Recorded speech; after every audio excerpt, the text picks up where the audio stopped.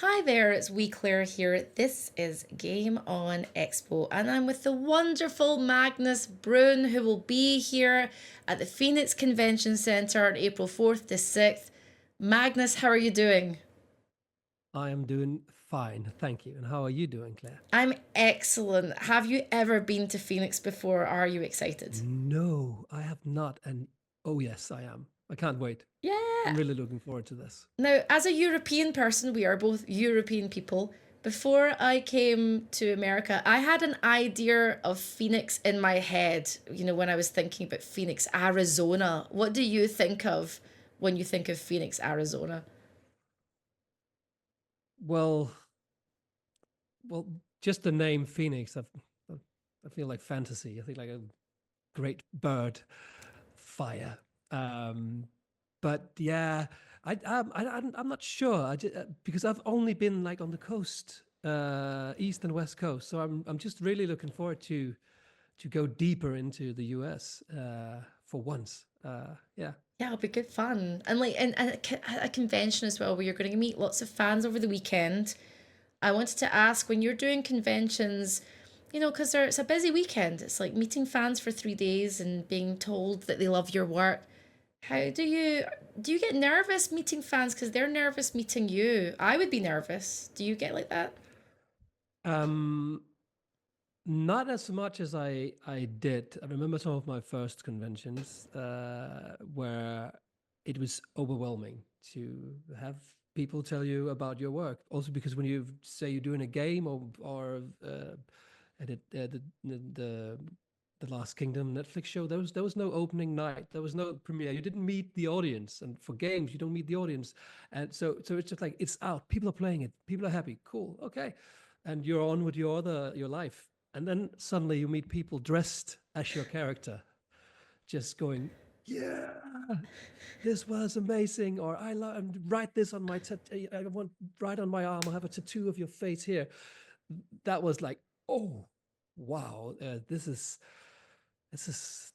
almost too much, but also just fantastic that people are enjoying the job that I and myself and like for say Assassin's Creed, over 1,000 people have just worked on for years. So it's just really nice to get that acknowledgement that it's the shit is working. Yeah. So by meeting fans, I think it's just fantastic to see and hear stories how they played this during COVID, or they did that, and they'd have so many hours in that. And I watched that series 10 times now, and my favorite scene is when you get fucking killed, or whatever. It's like it's I think it's just fantastic to meet people, uh, young and old, who have watched or enjoyed our work. Yeah. But what was it when you were younger? Because you're talking about people that are like, wow, this got me through a bad time. I love this character. I want a tattoo here. They just love that work so much. And when I was younger, I had things that I loved. What did you love that made you escape and feel like your fans do? I guess. What was it for you? Metallica. Yes. Fuck yeah. I had yeah. That's Metallica was one. Yeah. I also had I was listening to a lot of grunge and just rock. So music definitely, and fantasy novels, and Lord of the Rings, for example. I've read those books so many times. I got them read by my older brother, and then I just when I could read myself, I read them and just started over and started reading them in English instead of Danish. And yeah, so I'm sort of nerdy that way. And then uh, fantasy. I played this Warhammer Fantasy role play, which is like a tabletop role playing game Yeah. for many years with my older brother and some of his friends. And then when I was good enough, I could bring some of my friends, and then we did that for years until they started to get kids and suddenly didn't have any time. And then we played, me and my friends, and then we started getting kids, and then then it just vanished. Up until now, actually, where I'm playing D&D now, and really enjoying it, and also gonna. It's I don't know how much I can say, but I'm gonna do some D&D on stream at some point, Okay. and doing stuff like that. That's gonna be really fun with some nice, cool people, I think. And it's so fun. It's so fun. Damn, I love it. I love It's yeah. I love that you're also a music nerd, and music was my first love, and I always wanted to be in a band when I was younger. I loved System of a Down and Oh At the yes. Drive-In and like Refused and all of and like punk and rock and metal. I was you can't tell now I dress like a 10-year-old. But like I loved all that music. That was my first love. Like, and I love that for you. You still put that on your Instagram. Sometimes you go to shows. I see sometimes you put up things about music. So, like, when you're doing things for roles, you're preparing for roles, do you somehow incorporate your love of music into, I'd say, preparing for characters? How does that work? Yeah. It depends on the character, but if it's a character that I'm playing for a long time, or it's a very special, crazy character, I would definitely find a soundtrack for that character. Also because that tells something about the person, and I can Mm. use that in my world building of this character. Um, for example, Knut in the Last Kingdom, he did listen to a lot of Rammstein, um, Yes. especially before when we had battle weeks where we had to fight a lot. That was just me putting on my headset and just listening to Rammstein and doing choreography with my sword and shield or whatever and axes and just getting it into the body with that But I in the wonder, background. like, I love Rammstein. Here come die Sonne. Um, Yeah, that was the Is that one. what Yeah. I lived in Germany and I speak German, but I am wondering for Knut what kind of cat what you would have kind of come up with if you'd listened to the Spice Girls on repeat instead. Would that have changed your view of the character if you deliberately listened to different music? How would that feel I, to you? well, I don't use music in that way, so I need to listen to it just before. But he would probably have been a lot of. So tell me what you want. I'll tell you what I want. I'll tell you. It would be aggressive. That song just very aggressive, I think. Just tell I me tell what you you what I bloody want. want. Yes. I I just wanna. I wanna. I wanna. Sicka sicka. I like the idea of you going zigga zigga and then just chopping someone's head off. Sicka sicka. I love that. I love it. And I would need to ask you because this is Game On Expo, so I have to ask, what kind of gamer are you, Magnus? Well, Claire, the gamer I am, is I'm not a gamer. Um, uh, I produce games, Yes. in games, but I actually do not game that much myself. Um, but I'm starting to do a little bit more. Also, I've been just since Valhalla, been uh, I've had to also just to understand the whole world of gaming more. That was my first game, Yes. and that opened doors to more and more. So though it's the most wonderful world to Oh, be part of now. yeah. Um, but I did play some games when I was younger.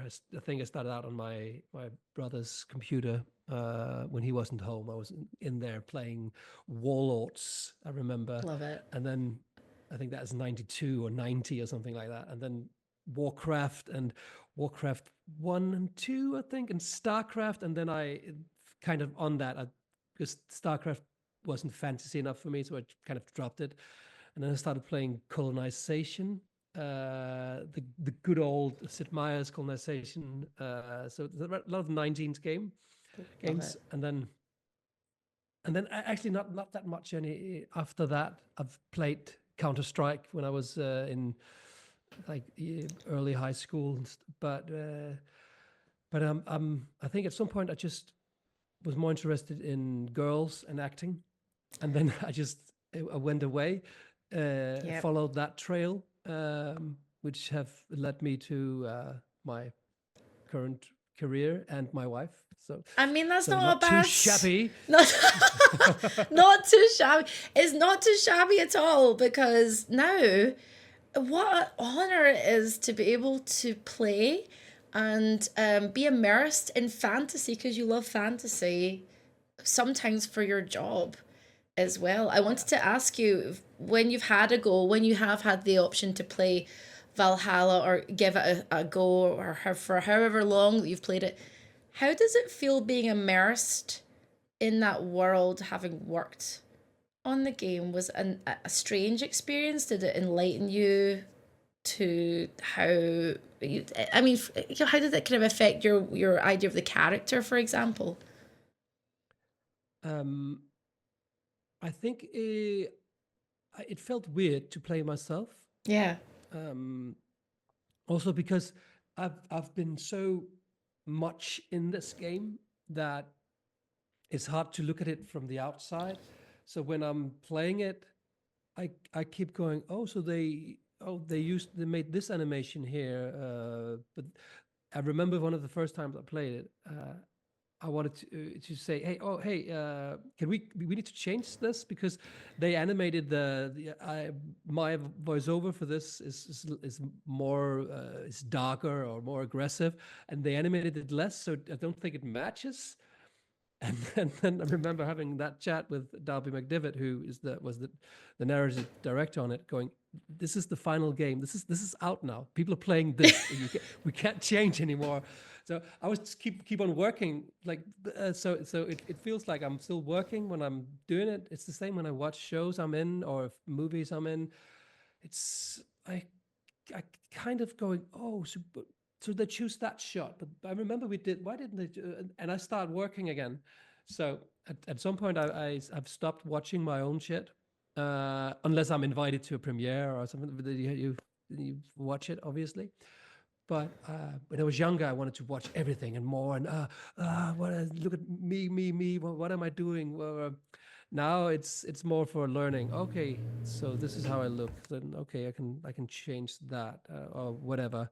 I will give them more of this if this is what they choose because I wanted to go this direction or stuff like that. So um, it's it's a work. What do you call it? Um, Work hazard or something like that that you can't. It's so much part of my DNA that it's hard to. I think a doctor like let's watch. They did film this when I saved the lives of these people. Let's watch this operation for this Yeah. 10-hour surgery. Yeah. Like No, I don't. I think she or he is done with that. Like it's. I I don't know need to watch it. there's something kind of strange but also lovely about creativity. And I don't. So when I make a song, or so if I write a song, record it, or if I'm doing stand up, and for stand up slightly different because you get a live reaction and I'm like, oh, you're laughing at that bit, interesting, didn't think that would give you that reaction, that's really It's interesting. not the punchline. Again, I'm like, okay then, but you learn a lot from that. And I think when you put creativity out into the world, for me, I think of it, it's like it's no longer mine, it belongs out here, and people can interpret whatever they want the way they want. Exactly. So it's no longer part of you. It feels familiar, but then I guess you might get that with conventions when people go, oh, I love the way that this works or that happened. Are you surprised by some people's reactions to your characters and your work sometimes? Um, Not anymore. I think good luck surprising me. That's a challenge. Um, but because I've seen a lot of stuff, it honestly, it all makes me so happy. I was in Germany at a convention, very special convention at a castle, and just a few months ago, and there was this wonderful couple coming from England to Germany. They had, I think, 10 Funko Pops with Eivor, that they needed to sign with different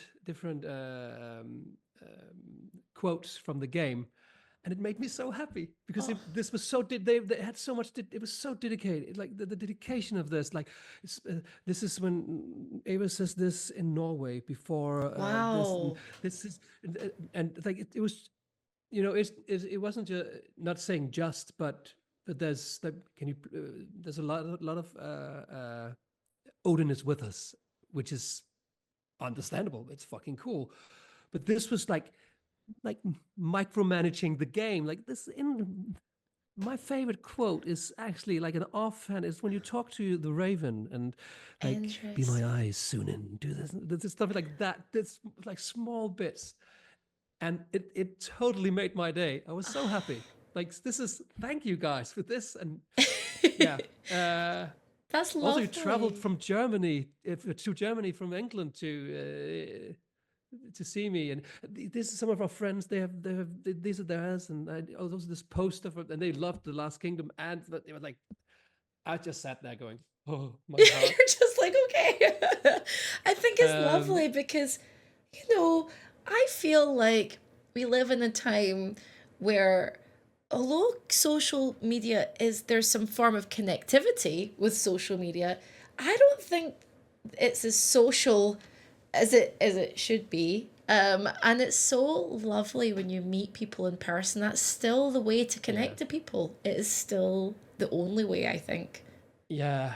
I'm very analog. I have a very nice Bang& Olufsen record player, and I have more than 1,000 vinyl records, and I love to put it on and listen to that in our living room and just fill the air with that. And it's the thing that you have like this, and you could put it out, and you have the lyrics in it. And I know this is brilliant. Yeah.